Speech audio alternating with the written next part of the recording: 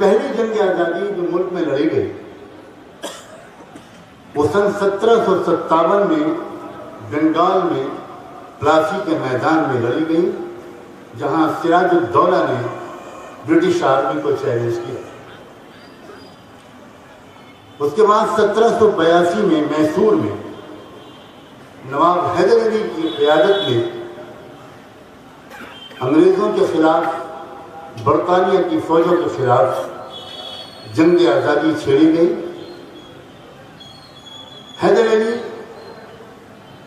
बड़ी जांबाजी के साथ और बड़ी कामयाबी के साथ शुरू के चंद साल बरतानिया के फौजों को टक्कर देने में और कुछ स्टेट से उनको पीछे बेदखल करने में कामयाब हुए।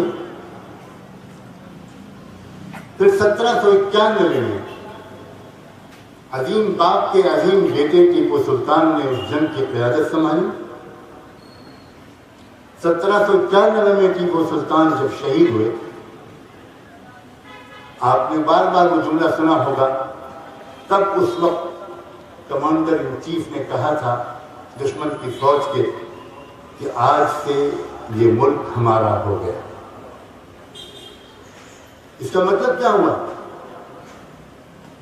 इसका मतलब ये हुआ कि ब्रिटिश कमांडर इन चीफ की ज़बान से तारीख में ये गवाही महफूज हो गई कि टीपू सुल्तान की शहादत से पहले तक इस मुल्क पर उनका मुकम्मल कब्जा नहीं हो सका था। इसका मतलब ये हुआ कि उस ब्रिटिश कंट्रोल के सामने जो रुकावट डाली जा रही थी, जो ऑब्स्ट्रक्शन था, जो रेजिस्टेंस था, जो मुकाबला कर रहे थे लोग, एक भी कोई और दूसरा रूलर, मैं नाम तो नहीं लूंगा यहाँ पर, उस वक्त रूलर्स मौजूद थे और मैं उनमें से कुछ नामों को जानता हूँ, लेकिन उनमें से एक रूलर ने भी, वो चाहे राजपूत रूलर हो और चाहे वो किसी और कबीले के रूलर हो, not a single tribe dared to challenge the British rule. ये ब्रिटिश कमांडर इन चीफ की गवाही का खुलासा है और ये उसका फितरी नतीजा है।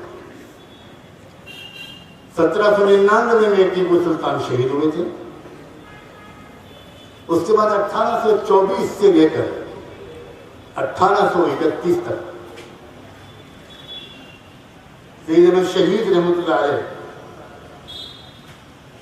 की जो जमात थी, हजरत शाह अब्दुल अजीज के फतवे के मुताबिक उन्होंने अंग्रेजों के खिलाफ आर्म द स्ट्रगल, एक मुसल्लह जिहाद और मुसल्लह जद्दोजहद का आगाज किया। 1831 में सैयद अहमद शहीद हुए, मगर उसके बाद जो आग लगा दी थी उन्होंने, वो 1857 में एक बहुत जबरदस्त बगावत की शक्ल में तब्दील हुई। और 1857 का तज़किरा चूंकि बार बार होता है, इसलिए उसके बारे में 2-3 जुमले भी बोलने की मुझे ज़रूरत महसूस नहीं होती, क्योंकि तारीख का खुलासा बयान करना मेरी हाजिरी का असल मकसद नहीं है।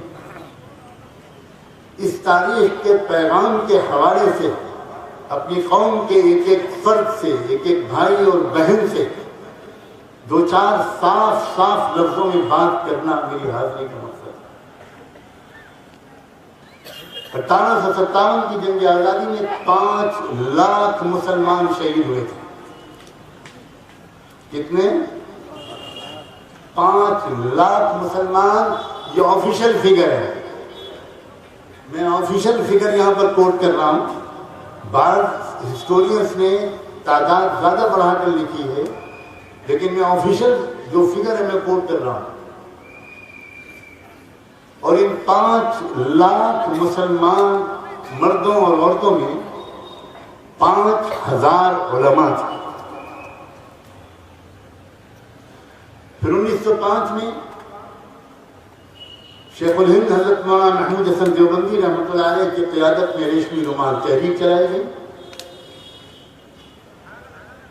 उसी तहरीक की सजा के तौर पर उनको अंग्रेज हुकूमत ने गिरफ्तार किया और माल्टा में 4-5 साल तक के लिए वो जेल में रहे। सिर्फ माल्टा में जेल में नहीं रहे, माल्टा में सख्त सर्दी में जेल में रखा गया। वहाँ -20 -30 टेम्परेचर होता है, उसमें उनको रखा गया और एक फटे पुराने कंबल के सिवा उनके पास बिछाने और ओढ़ने के लिए कुछ नहीं था।